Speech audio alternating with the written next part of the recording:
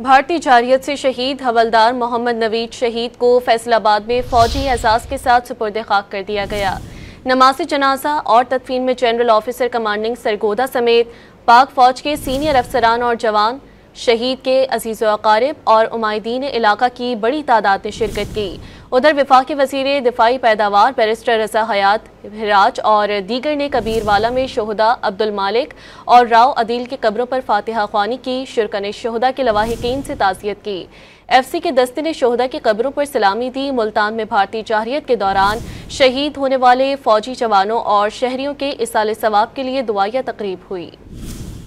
بھارتی جارحیت سے شہید حوالدار محمد نوید شہید کو فیصل آباد میں فوجی اعزاز کے ساتھ سپرد خاک کر دیا گیا۔ نماز جنازہ اور تدفین میں جنرل آفیسر کمانڈنگ سرگودا سمیت پاک فوج کے سینئر افسران اور جوان، شہید کے عزیز و اقارب اور عمائدین علاقہ کی بڑی تعداد نے شرکت کی۔ ادھر وفاقی وزیر دفاعی پیداوار بیرسٹر رضا حیات ہراج اور دیگر نے کبیر والا میں شہداء عبدالمالک اور راؤ عدیل کی قبروں پر فاتحہ خوانی کی۔ شرکاء شہداء کے لواحقین سے تعزیت کی۔